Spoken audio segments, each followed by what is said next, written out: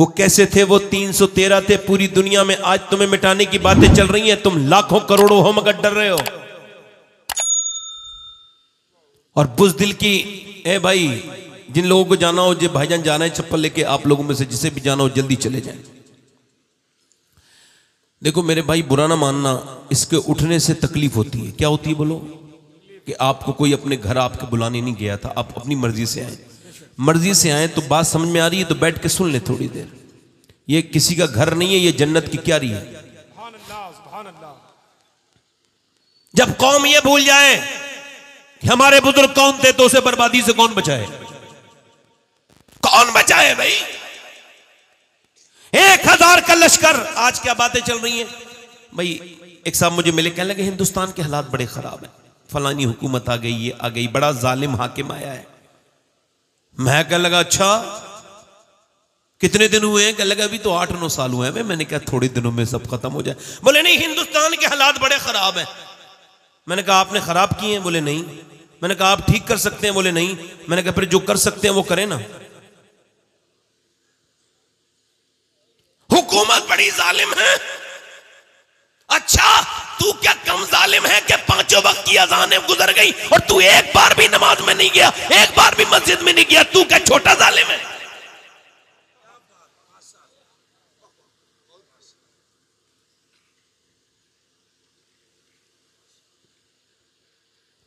अरे हम तो वो थे कि हमने मियां दरियाओं में घोड़े दौड़ाए। कौन थे मियां? आज तुम्हें याद दिलाऊं कौन थे हम? 1000 का लश्कर मक्के से चला था। मक्के की औरतें ने, मेरी बहनें सुन ले, मेरी बेटियां सुन ले, मक्के की औरतों ने अपने जेबरात निकाल के दिए हुजूर अक़दस के खिलाफ। मक्के की औरतों ने अपने गलों के हार उतार के दे दिए और कहा ले अबू जहल, ढेर लगा दिया माल का, ले हमारा माल ले जा, ये हमारा सोना। और आमना के लाल की इस्लाम को, मजहब को खत्म कर दे। तो जब वो उन्होंने ये जेबरात दिए तो मदीने की औरतें भी आई, या रसूल अल्लाह हमारे तो कपड़े भी फटे हुए हैं, जेबर की बात तो छोड़िए, मगर हमारे पास माल तो नहीं है, मगर ये 18 साल का पला हुआ जवान है, इसे ले जाइए और दीन को बचा लीजिए। जिंदाबाद जिंदाबाद जिंदाबाद जिंदाबाद। सुभान अल्लाह सुभान अल्लाह या रसूल अल्लाह सुभान अल्लाह। 1000 का लश्कर चला है इस्लाम को मिटाने के लिए। अबू जहल इतना ओवर कॉन्फिडेंस में कहता है इस रस्सी से बांध के लेके जाऊंगा नबी को, इससे बांध के लेके आऊंगा, इस रस्सी में। मेरे नबी पाक ने सहाबा किराम को बुलाया मदीने में। 313। पूरी दुनिया में कितने मुसलमान थे बोले उस वक्त? जल्दी बोलो कितने? 313 थे। और 313 तलवारें भी थी। नई नई तलवारें कम थी क्या? उनके पास मियाँ खाने पीने को भी था हमारी तरह? नहीं, बिल्कुल कुछ भी नहीं था उनके पास खाने पीने का, बल्कि वो रोजा ऐसे रख रहे थे कि खजूर की गुठलियां चूस चूस के रोजे रखे थे। रमजान का महीना था। नबी पाक ने इरशाद फरमाया देखो मैंने मक्का छोड़ा, मैं मदीने आ गया। औस और खजरत खड़े हैं और अंसार और मुहाजिरीन खड़े हैं। नबी ने फरमाया बोलो तो आप क्या कहते हो? मैंने मदीना छोड़ा, मैं मक्का छोड़ा, मदीने आ गया, अब मदीने के ऊपर हमला होने वाला है, बोलो क्या कहते हो? सहाबा बोले हम आपके साथ जाने के लिए तैयार हैं या रसूल अल्लाह। ऐ मेरे पैगंबर हम आपके साथ जाने के लिए तैयार हैं या रसूल अल्लाह, हम आपके साथ लड़ने के लिए तैयार हैं। नबी ने फरमाया पहले सोच लो, पहले अंदाजा कर लो, पहले सोच लो क्या चलोगे? हुजूर ने फरमाया हाँ। सरकार ने फरमाया पहले सोच लो, क्योंकि तुम्हारे पास 2 घोड़े हैं, उनके पास 100 घोड़े हैं, तुम्हारे पास 7 तलवारें हैं, उनके पास 1000 तलवारें हैं, बोलो चलोगे? सहाबा बोले या रसूल अल्लाह कोई मूसा की उम्मत थोड़ी है जो भाग जाएगी, उम्मत मुस्तफा की है, जान दे देंगे। जिंदाबाद जिंदाबाद जिंदाबाद जिंदाबाद। सुभान अल्लाह सुभान। जोर से तो बोलो जरा, उम्मत मुस्तफा की है जान, कभी हम में तुम में भी चाहती, जरा दो के तो। मेरे नबी पाक ने फरमाया ठीक है। अल्लाह के रसूल के गुलाम के सहाबा कहते हैं हम आपके साथ लड़ने के लिए तैयार हैं या रसूल अल्लाह, हमारी जानें आप पर कुर्बान है। ए आमना के लाल, ए आमना के लाल, हमारा बच्चा बच्चा आप कहेंगे, हमारे बच्चे को तो बच्चा बच्चा कुर्बान हो जाएगा। पहले 313 के ऊपर से गुजरेंगे ये काफिर, उसके बाद आप तक पहुंचेंगे। क्या ऐसा इश्क अब भी किसी के पास है? नहीं। क्या ऐसी मोहब्बत अब भी किसी के पास है? नहीं। अब वो मोहब्बतें खत्म होती चली गई, अब वो जज्बात खत्म होते चले गए, अब नबी के साथ वो मोहब्बतें नहीं रही। अब तो बस नबी को कभी याद कर लिया नहीं कर लिया। ये 313 खड़े होकर कहते हैं हुजूर जाने दे देंगे अपनी, या रसूलल्लाह बच्चा बच्चा कुर्बान कर देंगे अपना, ए पैगंबर हमें लेके चलिए। नबी ने फरमाया ठीक है, खजूर की जो है वो टहनियां दे दी, खजूर की लकड़ियां दे दी। अब तलवार की जगह खजूर की लकड़ियां दे दी गई। और आप तवज्जो करें, 306 सहाबा के हाथ में खजूर की जब लकड़ियां आई तो उनका दिल धड़क जाना चाहिए था, उनको डर जाना चाहिए था कि खजूर कभी मुकाबला कर सकती है तलवार का। उन्हें तो होपलेस हो जाना चाहिए था, मगर नहीं, एक भी नहीं घबराया, बल्कि खजूर की डंडी लेके हवाओं में लहराने लगे। मदीने की गलियों में लहरा लहरा के जा रहे थे। यहूदियों ने मदीने के कहा, ओ मुसलमानों क्या पागल हो गए, तुम्हारे दिमाग खराब है? अरे क्या खजूर की डंडी तलवार का मुकाबला कर सकती है? तो सहाबा बोले, यहूदियों सुनो, ना खजूर की डंडी पर ना तलवार पर है, भरोसा जितना भी है मदीने की सरकार पर है।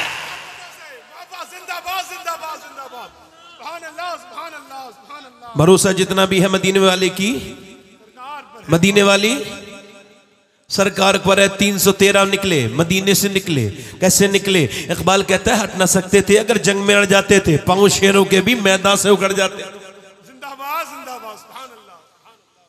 देखो जो हुजूर की महफिल में मैंने पहले भी कहा था, बोझ ना बना करो, बोलो जरा सुभान अल्लाह। ये बोझ बनने वाले लोग अच्छे नहीं होते हैं। हुजूर की महफिल में बदजौक लोगों का कोई काम नहीं है। बैठो तो सुभान अल्लाह वगैरह बोलो, वरना निकलो अपने घर। जोर से बोलो सुभान अल्लाह, मुस्कुरा के बोलो, दिल लगा के बोलो। 313 निकले हैं और निकलने के बाद 170 किलोमीटर दूर बद्र के मकाम पे जाके खड़े हो गए। बद्र के मैदान में आज भी कोई भी जाकर के देख ले, अल्लाह ने उन बदरियों, वो बदरी कौन थे जिन्हें अल्लाह ने अपनी आयत, अपनी निशानी बताया? वो मियां 306 लोग जिनके हाथों में खजूर की डंडियां थी, और वो 7 लोग जिनके पास तलवारें तो थी मगर नोक टूटी हुई, दस्ते टूटे हुए, वो कैसे अल्लाह की निशानी बन गए? वलक़द नसरकुमुल्लाहु बिबदरिन व अंतुम अज़िल्ला। जाकर के देखो कुरान की ये आयत आज भी बद्र के मैदान में बड़े बड़े जली लफ्जों में लिखी हुई है। ये तुम्हारी तारीख है कि 313 खड़े थे, खजूर की गुठलियां चूस के रोजा रखने वाले, पेट पीठ से लगे हुए, पीठ पे, और उस खजूर की गुठली को चूस के जेब में रख लिया कि शाम को इससे इफ्तार करेंगे।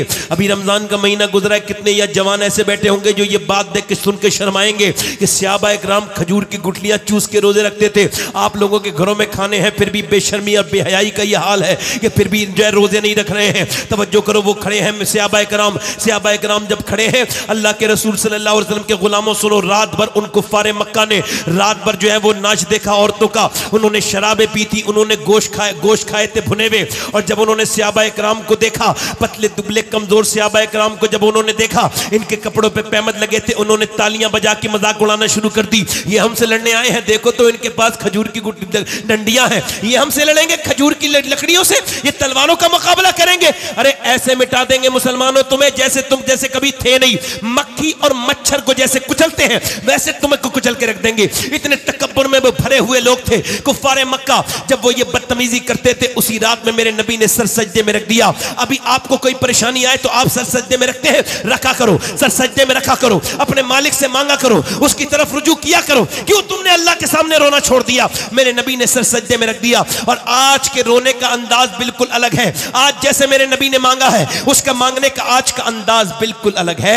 आज मेरे नबी अलग अंदाज में मांग रहे हैं, आज सर सजदे में रखा है। हजरत बकर सिद्दीक कहते हैं हुजूर इतना ऐसे रोते हैं कि हुजूर के कांधे तक कांपते हैं। अल्लाह की बारगाह में सर रखे हुए हैं और आपकी चादर नीचे को गिर जाती है। मैं उठा के हुजूर की चादर रख देता हूं, फिर चादर नीचे गिरती है, फिर ऊपर रख देता हूं, यहां तक कि हुजूर की आंखों के आंसू बद्र की रेत को भिगोने लगे। मेरे नबी की आंखें भीगने लगी, मेरे नबी की आंखें सूजने लगी। रोते रोते नबी पाक की आंखें सूज गई। मेरा इमाम कहता है आंखें रो रो के सुजाने वाले, आंखें रो रो के सुजाने वाले, जाने वाले नहीं आने वाले। नबी पाक की आंखों से आंसू नीचे को गिरते थे। मैं कहता हूं ऐ अल्लाह, मैं इंसान ना होता, बद्र का जर्रा होता कि हुजूर का मुबारक, सरकारे दो आलम के मुबारक मुबारक आंसू गिरते और मैं उसको अपने सीने में भर लेता। मेरे नबी ने सर सजदे में रख करके आज क्या अर्ज की है, अल्लाह अकबर। आज कौन सी जबान हिल रही है, अल्लाह अकबर। कौन सी आंखों से आंसू गिर रहे, जिस तरफ उठ गई दम में दम आ गया, उस निगाहे इनायत पे लाखों सलाम। कौन सी जबान,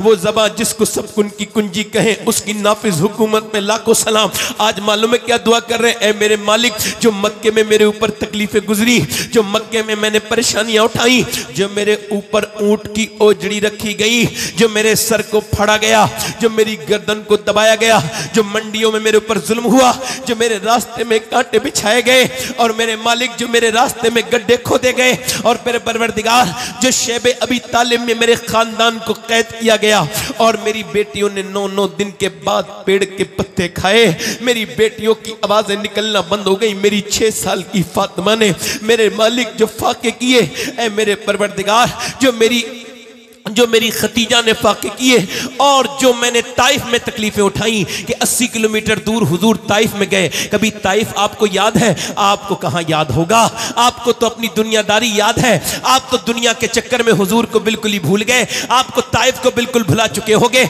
मगर मैंने बचपन में ताइफ ऐसा याद किया था कि मेरे सीने से उसका दर्द नहीं निकलता। मुझे मेरे ताया ने बचपन में अपने मेरे ताया ने किताब पढ़ाते पढ़ाते मुझे जब ताइफ समझाया था, उससे लेके अब तक 10 साल की उम्र से आज 35 साल की उम्र तक गुजर रहा हूं, मगर आज भी वो ठेस वैसी की वैसी है कि जब मैंने अपने ताया की आंखों में मोटे मोटे आंसू देखे थे, और वो बयान करते थे कि 80 किलोमीटर दूर जब मेरे नबी ताइफ गए और हुजूर ने वहां पे तबलीग की, तबलीग फरमाई, आपने वहां पे जो है वो दावत दी, तो लोगों ने आपके ऊपर जो है वो भक्तियां कसी, सरकार के पीछे लड़के लगा दिए, और उन जालिम लड़कों ने नबी के पत्थर मारे। ज़ैद बिन हारिसा आगे खड़े हो गए तो उन्होंने पीछे से मारे, जब वो पीछे आके खड़े हो जाते तो वो आगे से मारते, इतना कि ज़ैद बिन हारिसा तो जमीन पे तशरीफ ले गए, वो तो गिर गए। अल्लाह के रसूल सल्लल्लाहु अलैहि वसल्लम की तरफ पत्थर आने लगे।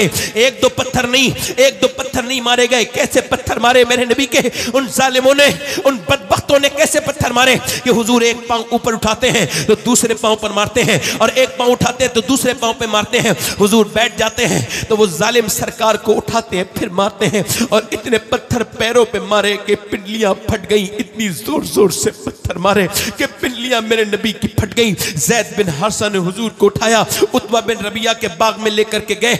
उतबा ने देखा हुजूर का दुश्मन था, उसके दिल में भी अल्लाह ने रहम डाल दिया। देख के बोला अच्छा नहीं किया ताइफ वालों ने मोहम्मद के साथ, अच्छा नहीं किया।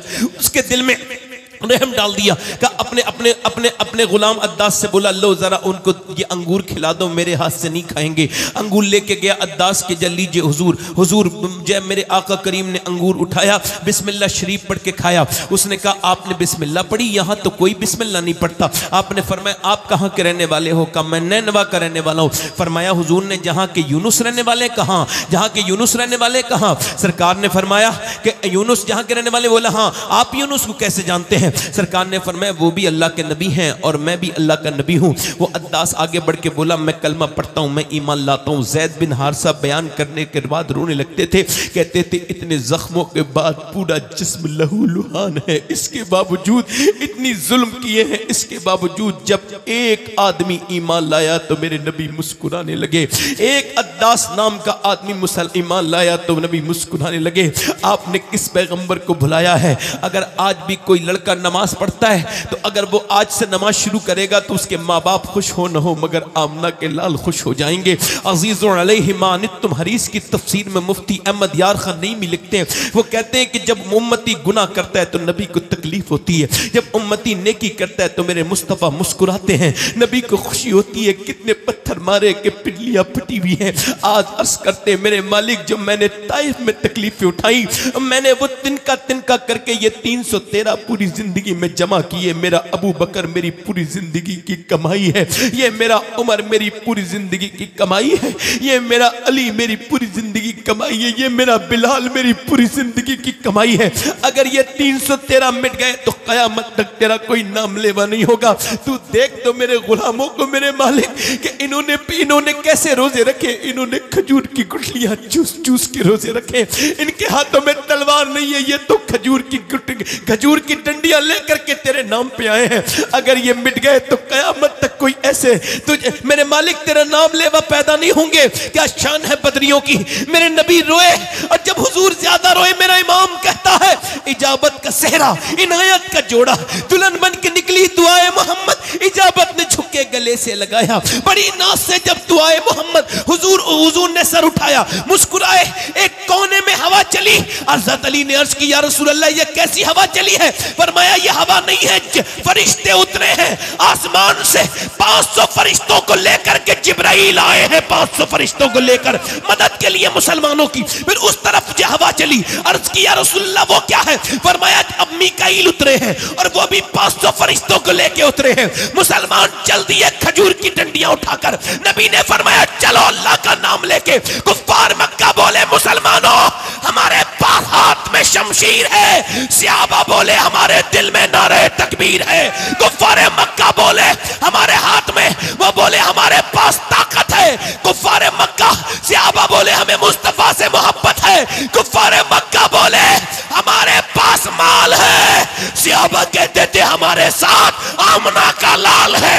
खजूर की डंडियां उठी और काटती चली गई। ऐसा तो कभी किसी ने काटा नहीं, मगर नबी मुख्तारे कुल है, जिसको जो चाहे अता करते, काटते चले जा रहे हैं। सहाबा उठाते हैं खजूर की डंडी और हाथ कट जाता है, उठाते हैं सर कट जाता है, काटते काटते काटते काटते जब वो पसपा होने लगे, जब वो भागने लगे और तुमिया वो जब कट कट के नीचे गिरे तो उनके पित्ते पानी हो गए। वो जब भागे, उन्हीं भागते हुए में उमैया भी था मोटा, जो बिलाल के सीने पे पत्थर रखता था, जो बिलाल की गर्दन में लग डाल करके रस्सी और घुमाता था। जब वो जो बिलाल को खसेड़ता था, मक्के की गलियों में बिलाल ने जब उसको देखा जलाल में आ गए, उसके पीछे दौड़े, वो भागा, आपने जाके मुंह पे उसके घूसा मारा। वो जमीन पे गिर के बिलाल को देखने लगा। बिलाल ने कहा मैं देखता क्या है? ये बिलाल का घूसा नहीं है, ये तो इस्लाम का घूसा कुफ्र के मुंह पे लगा है। नारे तकबीर या रसूल अल्लाह, माशाअल्लाह, जिंदाबाद जिंदाबाद, अल्लाह अकबर, या रसूल अल्लाह जिंदाबाद। कभी हम में तुम में भी करार था, कभी हम में तुम में भी राह थी, कभी हम में तुम में भी चाह थी, सुभान अल्लाह। कभी हम भी तुम भी थे आशना, तुम्हें याद हो के ना याद हो। अब तुम इधर झुके उधर झुके, इधर झुके उधर झुके, नहीं नहीं, किसी दुनियादार के सामने झुकने का मतलब नहीं। इधर देखो, जब सहाबा कभी तुम मुसल्ले बिछाते थे, कभी तुम रात की तन्हाइयों में रोते थे तो अल्लाह रहमत करता था। मगर अब तुम अल्लाह को भूल गए, तुम्हारी औरतें भूल गई, तुम्हारे घरों ने मुसल्ले बिछाने बंद कर दिए, तुम्हारी बेटियां अब थिरक रही हैं, नाच रही हैं, तुम्हारे घर सिनेमा घर बन गए, गंदी तस्वीरें तुम्हारे घर में चलने लगी, तुम्हारे घर में नाच होने लगा, डांस होने लगा। पहले तुम्हारे घरों में यह सब नहीं होता था। पहले तुम्हारे घर में सुबह कुरान की तिलावत हुआ करती थी। मौलाना रूम कहते हैं कि एक बादशाह सफर पे गया, तवज्जो करना, सफर पे गया एक बादशाह और वो कर रहा था शिकार।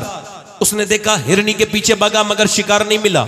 बादशाह जो है वो बिछड़ गया अपने टूर वालों से, अपने काफिले वालों से। उसके फौजी इधर उधर चले गए। अब उसको प्यास लगने लगी, उसका घोड़ा भी मर गया और प्यास की वजह से वो भी मरने के करीब था कि देखा सामने, उसने देखा कि सामने एक झोपड़ी है, उसके अंदर चिराग जल रहा है। रात में पहुंचा, बोला मुझे प्यास लगी है। वो बाबा अंदर बैठे थे, कहने लगे लो पानी पी लो। उसने 3-4 गिलास पीने के बाद कहा मैं बादशाह हूं, बादशाह। उसको बाद में याद आया और उसने अपनी अंगूठी उतार के दी, कभी कोई जरूरत पड़े तो ये मेरी अंगूठी रख लो और आकर के मेरे पास आ जाना, मैं तुम्हारी हाजत पूरी कर दूंगा।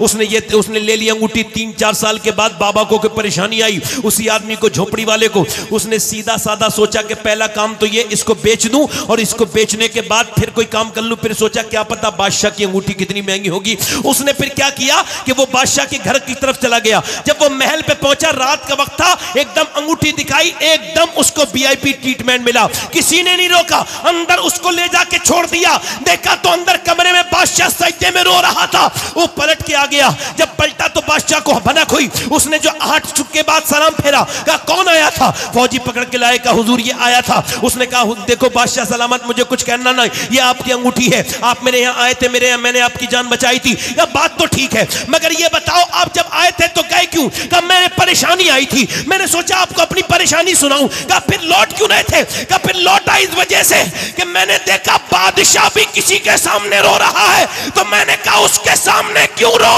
जो किसी के सामने रोता है उसके सामने न रो, जिसके सामने बादशाह भी रोता है।